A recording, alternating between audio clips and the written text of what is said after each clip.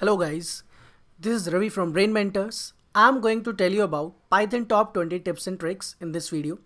This is the part 1 and in this video I'm going to cover first 10 tricks. So first few of the tricks will be that how to swap two numbers in Python, how to print a pattern program using a single for loop, find out max of 3 in a single statement that is known as chaining, use of walrus operator with the while loop in Python 3.8, then list tuple and dictionary comprehensions.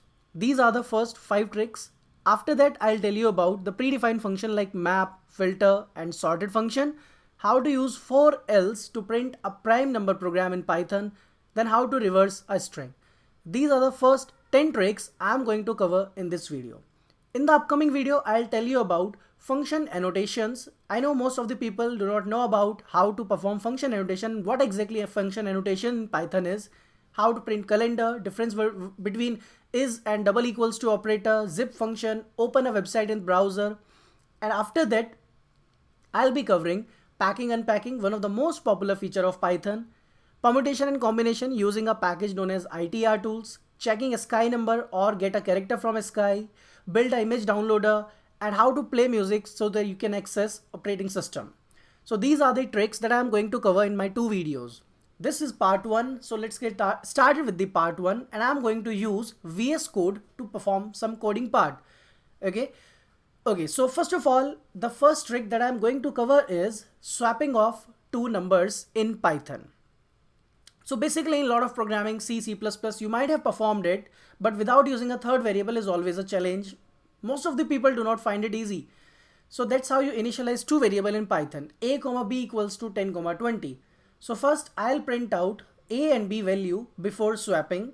So I'll be using Python 3.8 syntax. So if you are not aware of this syntax, we'll be making another video on print statement of Python 3.8. Now how to swap these two numbers, a, b equals to b, a. That's it. Swapping is done and I'll just print the after swapping. So first you will see before swapping, then I will print out after swapping. So swapping is done in a single line of code, a, b equals to b, a. Let's run this code. After running the code, you will see that before swapping a is equals to 10 and after swapping a is equals to 20. B was 10 and b was 20 and b becomes 10. So that's how swapping is done, simple. Let's move to the next trick. Next trick is to print out the pattern program using a single for loop. In your college or school time, you might have learned this pattern program using two loops, nested loop for I in something and then for j something. But in Python, I can just print this using a single for loop, the right angle triangle pattern I am talking about here. So I'll just write for I in range and let's say 1 to 7 is the range, and then I'll simply print star into I. So what it will do is, in Python, we can just multiply an integer with a string. So it will print the star I times. So it will be 1, then 2, then 3, then 4. So you will print a pattern something like that in a single for loop. So this was the second trick. Let's move to the third trick. So now our third trick will be how to find out max of 3 numbers using a function, and inside the function I'll use only a single statement. Okay, so first let's create a function named as max of 3. I'll pass a, b and c, 3 variables, and in return I'll check a condition. So first I will return a if a is greater than b and a is also greater than c. I'll return a, else I'll return b if b is greater than c and b is greater than a, else I will return c. That's it. You just have a single line of return statement, single line of code. This is basically the chaining of if else in Python programming instead of ternary operator that you have in C or something else. So let's print the max of 3 between these 3 numbers 10, 20 and 30. So I'll print out the maximum is comma and then right click, run this program, and it is going to return if it is going to return a if a is greater, else b if b is greater, or it will return c. So let's run the program. So you can see maximum is 30. So you can see a lot of easy things, a lot of typical things can be done in single line of code. Let's move to the trick number 4. Now in the next trick, what we'll be doing is, I'll just show you the use of walrus operator with while loop in Python 3.8. So walrus operator was introduced in Python 3.8 only. So it is used whenever you want to initialize a variable plus print it and do some operation in it in a single line. Let me show you. I'll just print, and inside the print statement, I'll simply write, let's say a, or let's say c colon is equals to 1 plus 2. It will initialize the c variable as well as it will print the c variable. So the colon is equals to I have written is known as walrus operator. So I'm going to use this walrus operator in my while condition. So how we are going to use it? Let's see. Let's say I have a program of basic chat. So I'm going to do some chat operations. So I will write a condition after the while loop. So I'll say while, let's take input message colon is equals to input, enter your message. So you can see again I am using colon equals to instead of equals to. So this is valid only in Python 3.8. Remember that. And after that, I'll check if message is not is equals to by, then only my while loop will work. So what I will do is I'll just take few if else, like if messages double equals to hello, or I'll write messages double equals to hi, then I'll print hello user. Okay, so let's print hello user. Else if I'll check if message is double equals to, let's say this time if I check the by, but there is no use of checking the by because already I am checking by in while condition. I'll write how are you, then I'll print I am fine if user asks how are you. And then else if you type something else instead of hi, hello or how are you, I'll just print I don't understand. Okay, now how this is going to work, it will start taking input from you, check whether you are typing by or not. If you type by, then conversation will be ended. It will not go inside the while loop. So you can see this is the use of walrus operator in Python using a loop, while loop. So let's enter the messages. So if I try to enter like hi, hello or something else, I'll get hello user. Now if I try to write, let's say hey, then it will give you I don't understand. Then how are you, it will give you I'm fine. But if I write bye, then it is going to print conversation ended. So that was a basic use case. So you can see a lot of line of code you can just save here. For what you have done in Python 3.7, first you have taken a message variable as an input, then you might have checked a if statement in while. If message double equals to by, then you will break out from the loop. But I have done this in a single line using walrus. Now the trick number 5. So in this next trick, I'm going to show you few comprehensions like list, tuples and dictionary comprehensions, how they work. So list and dictionary comprehensions are easy, but tuple comprehension is a little bit different. So first let's see the list comprehension. These are the shorthands that we use in Python. In a single statement, I can just write a loop and store the value at the same time in a list. So I have written I for I in range, let's say 1, 11. It is going to store the numbers from 1 to 10 in this list. So if you do not know about list comprehension, then it might happen that first you will initialize an empty list num, and then you will start iteration, then you will append one by one I value. Instead of that, I'll just write a single line of code. This is the list comprehension syntax, and now we will run this to check what output we are going to have in our output window. So this is the 1 to 10 integers you can see. So this was the basic syntax of list comprehension. Let's see the next syntax. In this upcoming syntax, if I want to use if else, so can I use if condition inside my list comprehension? So let's see. But before going to the if else part, if I want a list of even numbers, so what I will do is just copy these 3 lines, paste them here, and I will write 1, 11. One way is that I can write 1, 21, 2. This is the one way.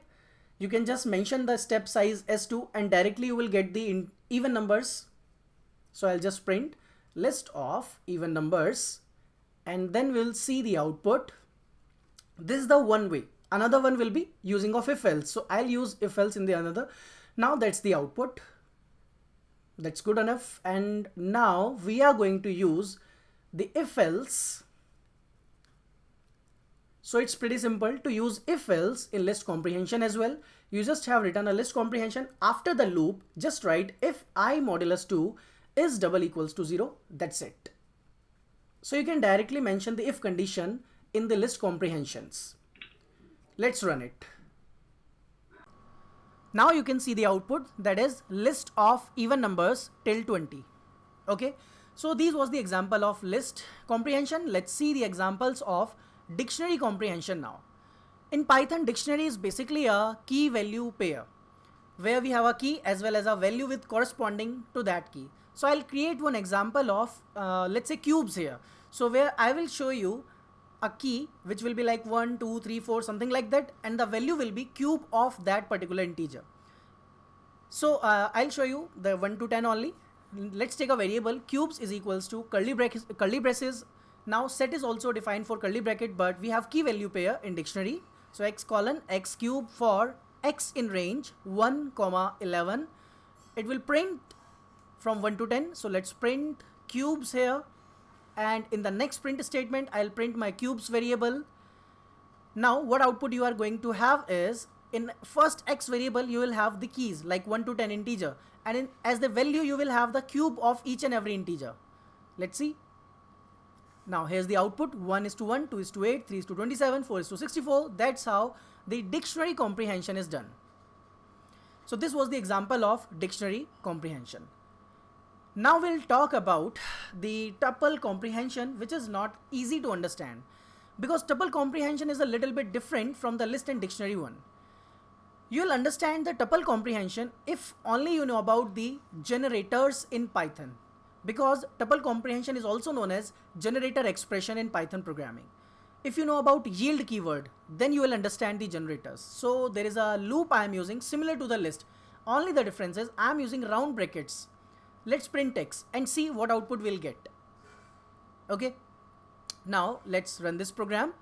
In the output, you can see there is a generator object and generator expression at this address. So in return, I am having some object. So now how to print the values when you have a generator expression? Simply you need to iterate your x variable. So whenever you are having some generator expression, just iterate over it and you will get one by one the values whatever it has, and I'll use and is equals to something comma so that it will print each and every integer in single line. Now let's run this program. Now you will see that we have generator expression and then the output values from that particular generator expression, 1 to 10 integers. So that's how tuple comprehension works. So I hope now you have understood about list, dictionary and tuple comprehensions. After the comprehension tricks, now we'll move forward towards the map function, which is personally I like very much because the map function is one of the most useful function we have now. Before understanding the map function, let's first understand the requirement of it. So what I will do is I'll just create a function which is used to convert the temperature from Celsius to Fahrenheit. So I'll take one argument as C, which is the Celsius value, and in return I'll use one formula 9 divided by 5 into C plus 32, which is the formula to convert Celsius to Fahrenheit. Now I'll call this function, pass one value in Celsius, let's say 34.5. I want to convert it into Fahrenheit, and then finally I'm going to print this f variable. So this is really a very simple function which is simply converting your Celsius value to Fahrenheit. Okay, now let's just print this. And after that I'll take another example of it so you'll understand the need, why we need map function. Okay, so first let's run this program. Now you can see Fahrenheit value is 94.1. Okay, that was simple. But what if you have a list of temperatures? You have a list of temperatures in Celsius that you are receiving. It could be 20, 30 temperatures. So I'll just use few random values here. Something like these, 32.1, 39.6 and 42.1. I want to convert these into Fahrenheit. I cannot directly pass my temp C variable, so I have to iterate it. So let's use for in range till the length of temp underscore C, and I'll pass one by one the values of Celsius to my temp convert function. But before that, I'll take tempf variable to store my temperatures that are being converted. So I'll append the temp, I'll call my temp convert function now and pass the temp C of I. So it will pass one by one temperature value, and let's print now tempf variable.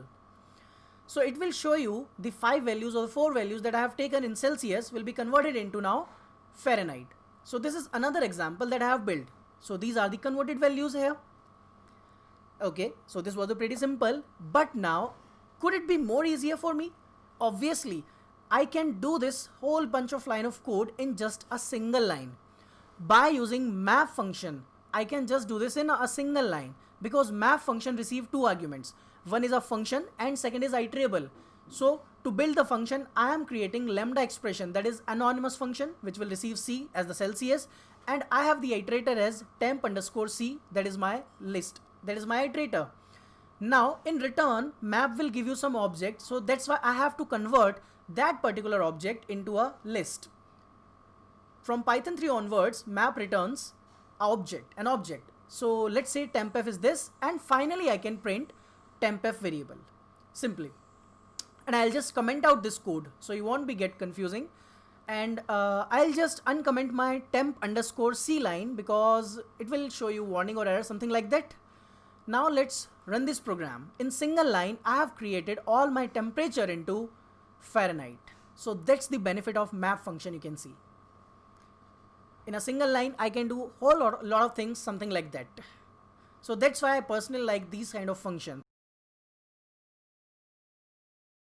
Similarly, we have a filter function, which I am going to use now. Suppose you have a list of numbers now. I for I in range, let's create a list from 1 to, let's say 51. It means I have 50 numbers. Now, what I want is, I only want those numbers which are divisible by 5. Okay. What I want is, I just want those numbers which are divisible by 5. I want to use this condition. So simply I have alternative used filter function directly. Do not go for any other logic whenever you are using some conditions. Then lambda expression num modulus 5 double equals to 0, comma, the iterator, same parameter, map function in, you have to pass the same parameters in map as well as in filter, the function and the iterator. In return, you will get object, convert it into list, and finally print it. So let's print the num variable. It will show you only those numbers which are divisible by 5. So that's the benefit of using a filter function. But if I write map here, what will be my output? It will show you true and false. So you can see there is a basic difference between map and filter. Filter is used when you have a condition, when you are returning something based on condition. Okay, map is totally based on logics. So these are my two most beneficial functions for me, map and filter. Okay, so finally learning about the map and filter function. This was the trick number 7, and let's move towards our next trick. Okay, so now the trick number 8 is sorting. Sorting is really easy in Python because we have a sorted function. But have you ever tried to sort a list of dictionaries? What if I have a list and inside that list I have dictionaries? How you are going to sort it? Have you ever tried this thing? Okay, so we'll try it. Let's take a variable data is equals to list, and inside the list I have few key value pairs. Name something, let's say John is the name, and then I'll take another variable as salary and put something integer value for it. Okay, I'll have 3 to 4 different key value pairs. So I'll have a list of dictionaries, something like that. I'll replace the name from John to Smith, and then let's say the name is Tom, and the last name will be Jack. Okay, now let's write down the salaries. So first salary is 45, then 15, then 40, and let's write it something like 29. Okay, now if I try to use directly my sorted function, which is already available in Python, what will be my output? Have you ever tried this? If no, then let's try it now. Let's run this and you will see the error. It will say this operator is not supported between instances of dictionary and dictionary. You cannot sort a list of dictionary with direct sorted methods. So there is a parameter known as key, which receives a function. So again, I am using lambda expression to create anonymous function, and I am going to sort this data by name. So n will be my dictionary, and inside that n variable I am passing the key as name. If you pass salary, it will sort your data based on the salaries. Simple. So if you run, you can see the first data is being sorted based on names, Jack, John, Smith, Tom. After that, another is based on your salary, 15, 29, 40 and 45. So what exactly is going on behind the scene? And one more thing you can do is, if you want to print the reverse, just pass reverse is equals to true. It will just print out the data in descending order. So I'll use this for salary. Reverse is equals to true. So it will print the data in descending order. Now, but what exactly was going behind the scene was key parameter receives a function which basically iterates your list, pass a dictionary one by one, and the key you are setting as name or salary is responsible for the sorting. So this was the trick number 8. Let's move towards the trick number 9. Now the next is use of for else in Python programming, that how to use for and else. So I'll be creating a prime number program. You might have heard about if else and all, but there is a for else in Python. Let's take a prime number example. So I'll use a range of prime number range start from 2 till the num or num divide by 2, something like that, depends on you. I have a condition, if my num divides by I, then it means it is a prime number. Then I'll break my loop. Now after few people will write else after the if. That's not the pattern we have to write down here. What we'll be doing is, we'll be just simple take else outside the for loop. That's the syntax supported by Python. First, let's print here not prime number. If the number is not prime, then I'll print that this number is not prime number. And I'll use break statement, and after my for loop, after my if else, you see I'm writing else outside the for loop. So either if will run or else will run. So that's how for else will work for you. This is the only syntax, this is the syntax only supported in Python programming, the for else. Let's run it.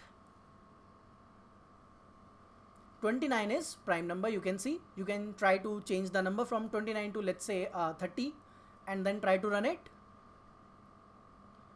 It will show 30 is not prime number. That's it. In other programming, you might have to take flag variables like true, false, something like that. There is no need of these things. Let's move towards trick number 10. Reverse a string. One of the easiest thing in Python basically. If you know slicing in Python, then you can easily reverse a string. Let's take a text variable as brain mentors and text double colon -1. That's it. The reverse is done. It will return all the data in a reverse order, double colon -1. First colon will give all the data, second colon, and after that I have this step. Step is -1. -1, I want to data print from the negative index. So it will start printing the reverse of your text. Okay, so these are the double colons. It will reverse this particular text now. And -1, you know, to get the negative indexes. So we have 3 parameters: start, stop and step.